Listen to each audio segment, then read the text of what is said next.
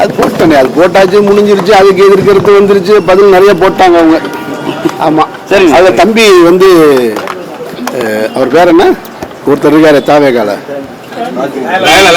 தம்பி, அந்த தம்பி, அந்த மணி வந்து எனக்கு எதிராக ஒரு கருத்து பேசியிருக்காரு ஒரு மேடையில். அதை பார்த்து நான் சிரிச்சுக்கிட்டேன். நான் அவர் வந்து எங்களை தலைவரை பற்றி பேசுவேன், நான் அவரை பற்றி எதுவும் பேசலை. நடிகர் தாவேகா தலைவர் விஜய் குறித்து எந்த கருத்தும் நான் சொல்லலை. அந்த கருத்து, அந்த கட்சியுடைய நிலைப்பாடை பற்றி தான் நான் கருத்து சொல்கிறேன். தனிப்பட்ட விமர்சனம் பண்ணுறதில்லை. ஆனால் அவர் ஒரு கூடியிருக்கிற கூட்டத்தில் அவருக்கு முன்னாடி வந்திருப்பாங்கள்ல அந்த கட்சிக்காரங்க, அவங்கள சந்தோஷப்படுத்துறதுக்காக அப்படி என்னையை திட்டினா அவருக்கு கட்சியில் உடனே சீட்டு கொடுத்து அவரை மந்திரி ஆக்கிடுவாங்கன்ற மனநிலையில் ஒன்று பேசியிருக்காரு அந்த தம்பி.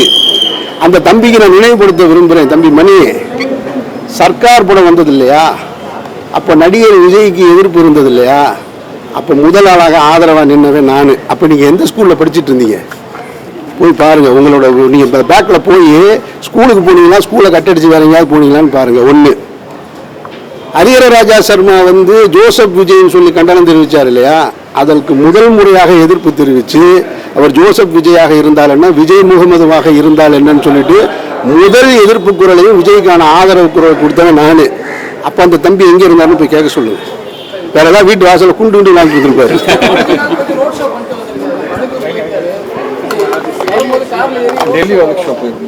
நான் பார்க்கல, காலையில வந்து பார்க்கல, நோன்பு முடிச்சுட்டு வந்தேன். பார்த்துட்டு நிச்சயமாக சொல்கிறேன். சார், எல்லாமே செய்தி தான்.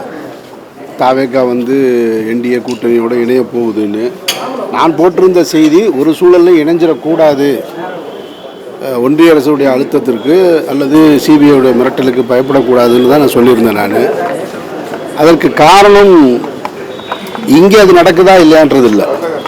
பாஜகவும் அதனுடைய முந்தைய காலகட்டத்தில் மற்ற மாநிலங்களில் அவங்க நடந்துக்கிட்ட விதத்தை வச்சுட்டு அதை உதாரணமாக வச்சுட்டு நம்ம சொன்னோம். ஒரு வழக்கு, சரத்பவாருடைய அண்ணன் அஜித் பவார் மீது ஒரு வழக்கை போட்டு அவருக்கு ஒரு அழுத்தம், நிதிஷ்குமாருக்கு ஒரு அழுத்தம், இப்படி தொடர்ச்சியாக எல்லா மாநிலங்கள்லையும் அழுத்தம் கொடுத்துக்கிட்டு இருக்கிறதுனால அதே காரணத்தை இங்கேயும் பயன்படுத்தக்கூடாதுன்றதுக்கான ஒரு விழிப்புணர்வான தகவலாக தான் நான் சொன்னேன். நான் அதனால் முழுமையாக அது என்ன நடக்கிறாங்கன்னு பார்ப்போம். கூட்டணி சேர்ந்ததுக்கப்புறம் அது குறித்து நம்ம தகவல் சொல்லுவோம். இப்போ நம்ம பேசணும். பாலியல் குற்றங்கள் ரொம்ப அதிகமாகிடுச்சு. அது நம்ம குறைக்கணும்னு நினச்சாலும் அதிகமாகிட்டு இருக்கு. ஆனால் நம்ம எதிர்கட்சியாக இருந்தாலும் சரி, ஆளுங்கட்சியாக இருந்தாலும் சரி, வரப்புற கட்சியாக இருந்தாலும் சரி, சரியான எதிர்ப்பு தெரிவிக்க மாட்டாங்கன்னு அர்த்தமா? பாலியல் குற்றங்களுக்கு, பெண்களுக்கு எதிராக நடக்கக்கூடிய குற்றங்களுக்கு எல்லாம் வந்து தண்டனை கடுமையாகாமல் நீங்கள் வந்து அதை ஒழிக்கவே முடியாது. மற்ற நாடுகளைப் போல பாலியல் குற்றங்களுக்கான தண்டனை கடுமையாகணும். ஹாசினி என்ற ஒரு சிறுமி கற்பழிப்பு வழக்கில் கைது செய்யப்பட்ட அந்த பையனுக்கு விடுதலை கிடைச்சிருக்கு. அவன்தான் அந்த ஹாசினி கொலை வழக்கிலிருந்து திரும்ப வந்து மீண்டும் தன்னுடைய தாயாரையும் கொலை செய்கிறான். ஆனால் அந்த பையன் மீண்டும் வந்து வழக்கிலிருந்து விடுதலை ஆகிறான்னா இந்த சட்டத்தில் இருக்கிற ஓட்டையை நம்ம எப்படி தெரிஞ்சுக்கிறது? அப்போ என்னவா அவன் மேலே வழக்கு பதியப்பட்டது? அதில் சொல்லப்படுற காரணங்கள் வந்து 1 hour கேப் இருக்குது. அந்த குழந்தை இறந்ததுக்கும் அவன் வேறு இடத்துல இருந்ததுக்கும் சொல்கிறாங்க. அது இல்லை, அதனால அவன் விடுதலை செய்யப்பட்டான் அப்படின்னு சொல்கிறது இருக்கு இல்லையா, இது வந்து மிகப்பெரிய கேவலம், அவமானம் நினைக்கிறேன் நான். அந்த சிறுமியின் மரணத்திற்கு நீதி கிடைக்காதப்பவே இங்கே சட்டத்தில் நிறைய ஓட்டை இருக்குன்னு நம்மளால் புரிஞ்சுக்க முடியுது. சட்டம் தண்டனை கடுமையாக்கப்படாமல் இதை ஒழிக்க முடியாதுன்றது என்னுடைய கருத்து.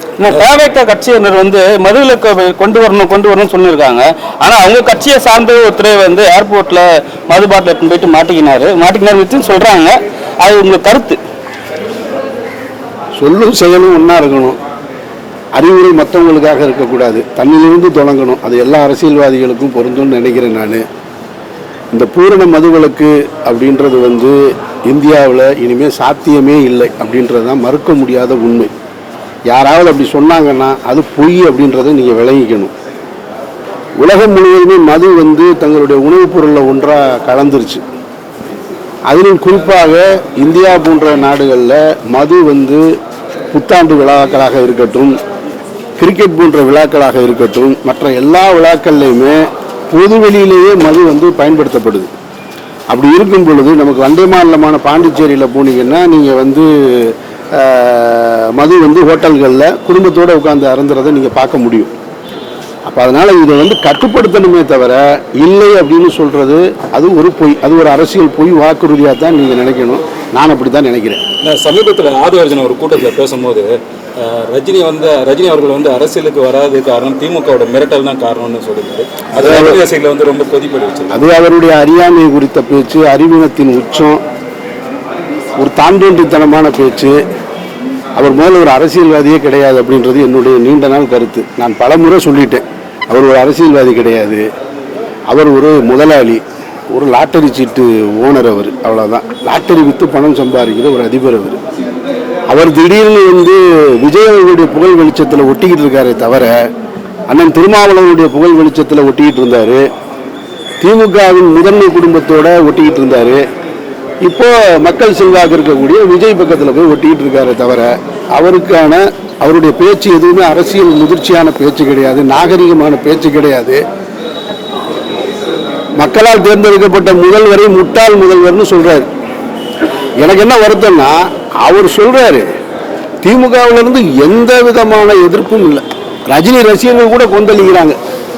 ரஜினிகாந்த் ஒரு அரசியலுக்கு வரலனாலும் அவர் மீது பேரன்பு கொண்ட ரஜினி ரசிகர்கள் வந்து அதற்கு எதிர்வினை ஆற்றுறாங்க. திமுகவில் பதவியில் இருக்கிறவங்களும் சரி, இத்தனை கோடி தூண்டர்களும் சரி அமைதியாக இருக்கிறாங்கன்னா என்ன காரணம்னு தெரியல.